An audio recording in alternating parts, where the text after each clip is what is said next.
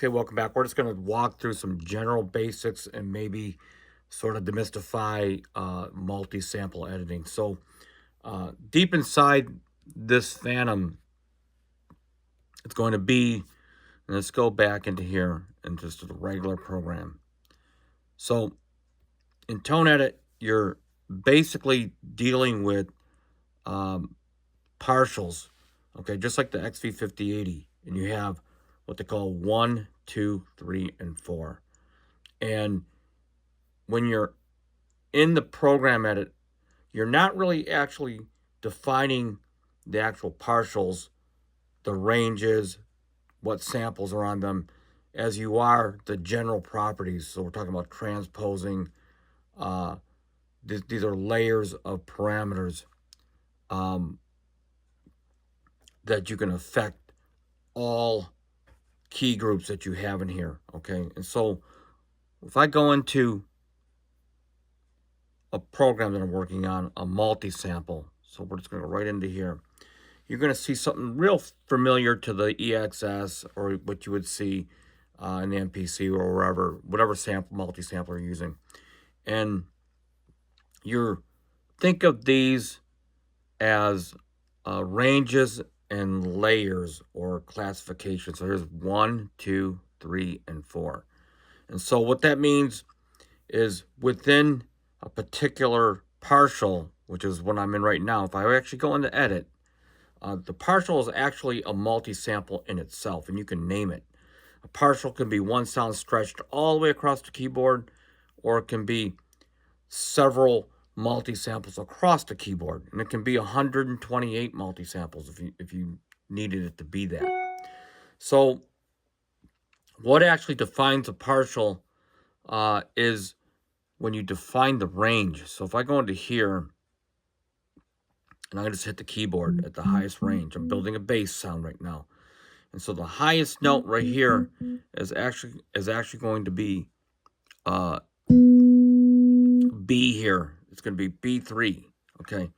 So and what this is telling me is that the sample range starts at F sharp 2 right here and ends at B2 essentially. And in here, if need be, if you need to attenuate your samples, you can actually define the original key if need be. And it's best in general. It's best if you're especially if you're doing a instrument that is that has pitch, like a piano or whatever. Is just to have it either at the original sample, or in this case, I have it just to keep good housekeeping. In this example, have the same note value, F sharp 2, F sharp 2. But what this is designed for is if you had sampled something that was a non-pitched instrument, you can actually pitch it and re-attenuate it to an actual key. In this case, it doesn't really matter. I can have it just set at the actual sample. So as you can see, if I go here and I actually start to put a sample in here, do you see what happened? F sharp 2 at 115 actually highlighted this yellow, or whatever, orange, if you will. And that's essentially what defines, which is going to define this group. So if I go into here, if it's on the same key sample, it's the same sample, excuse me, the same exact sample, not the key, same exact sample, it's going to redefine the region, extend it or lower it, or whatever. So what happens is, if I go into a different sample, it's going to start a new key group. Okay, and it just deselected orange back to here. So for example, I'm going to just take it to nothing right now.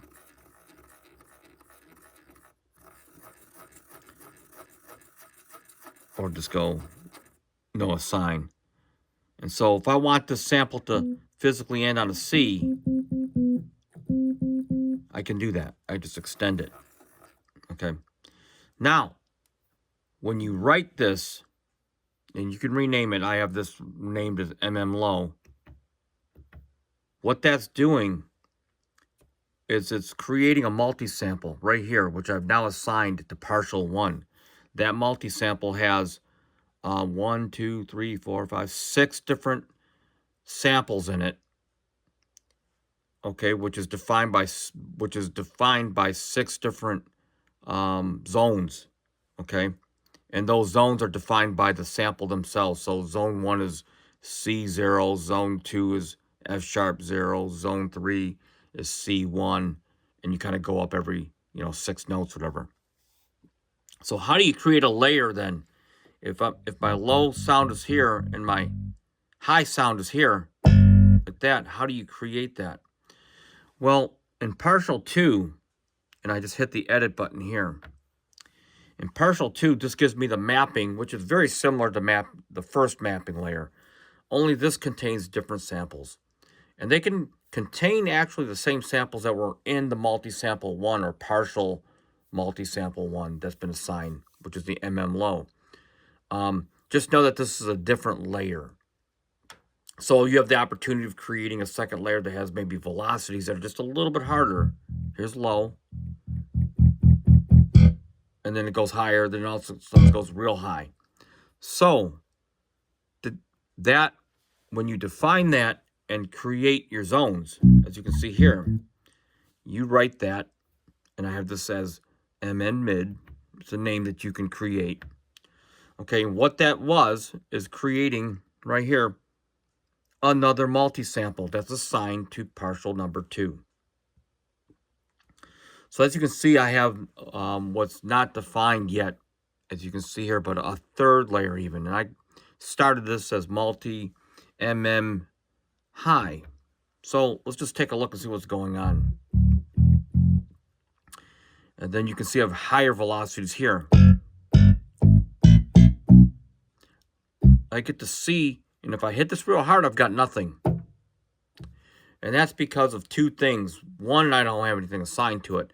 But 2, there's what they call a velocity window, which is set up.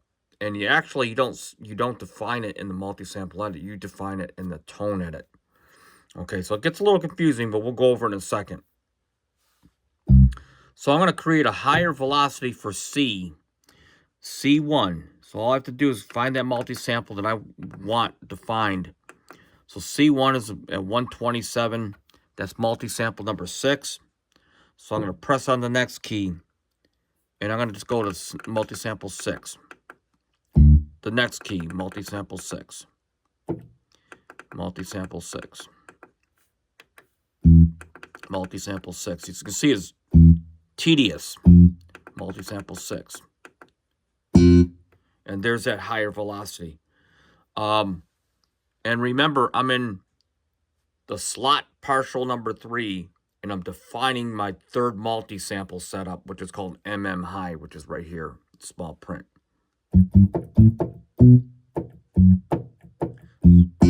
So now I'm going to start on another multi-sample, which is going to be starting at F sharp. Now, when I take F sharp 1,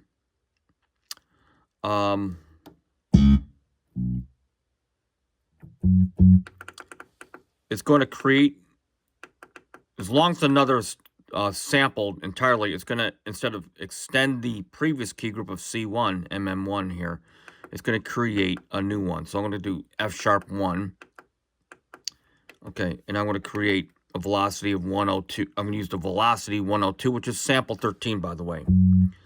So all I'm going to do is just hit the dial and go to 13 real quickly. Okay. Or maybe not so real quickly. Okay. And then we'll get back to program edit and see what's going on. So there we go here. Now I'm going to go and create another multi-sample of C2 at the higher velocity. So C2 is way back here, actually. So in the original sample, there was a slap at the higher velocity. And so that's sample number 8. And I personally took that out because I didn't want that in there, the higher slap. 7, 8. Oops.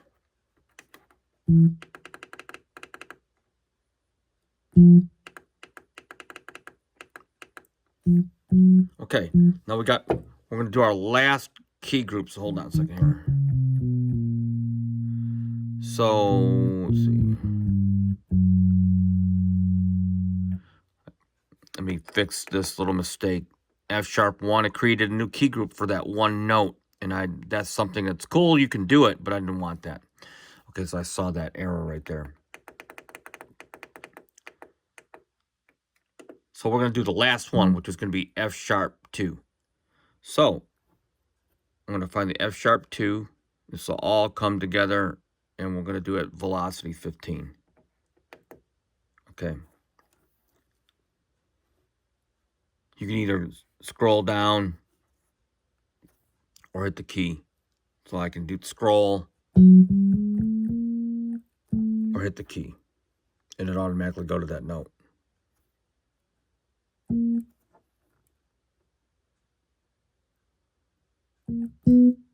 So these are all wave files. Okay, so here it is. So I'm going to write, when I'm writing this, I'm writing my third multi-sample, which is going to be MM high.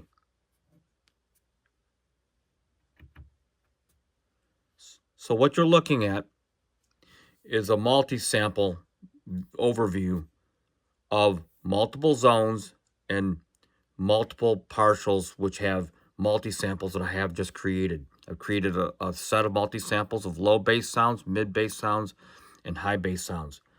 Now, if you don't save these and you go through all this and then you go to the program, which I'm going to do right now, which is right here, Tone Edit. I'm in this program, and you only save this, that's not going to work. You must save you must actually save the multi-sample. Okay, so, and here it is right here.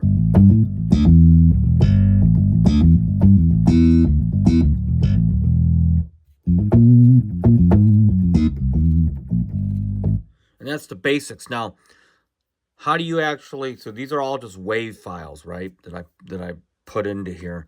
So you're going to want to format your USB drive, which I don't have in here. And then you're going to want to eventually go into the sampling button, which is way over to the right-hand side by the pads. And when you hit the sampling button, you're simply going to stick your USB stick that has your actual wave files, and you'll sample, and you'll just import them to the keyboard. Okay. All right. And that's basically the general gist. If I go into here, this is just how many samples. I'm only using 24 megabytes of samples right now. Barely anything. All right.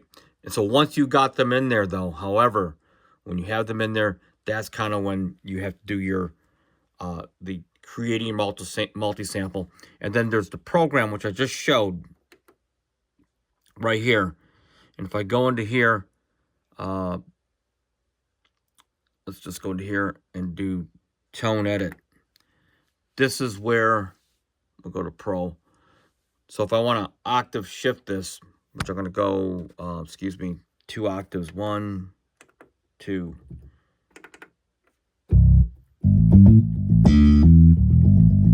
So at the standard concert C mapping of this Fantom, it'll automatically line up and play around middle C, where naturally you're going to want to play it.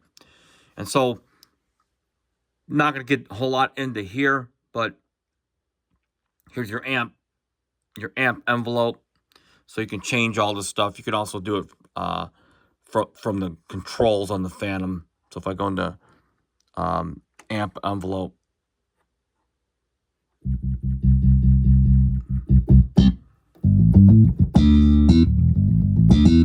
and you can change your filter, all the things that you would typically set in your effects, but that's all done in the actual Tone Edit. So hopefully this gives you a little bit of insight of what's involved when you're creating a key group multi-sample instrument in your Roland Fantoms.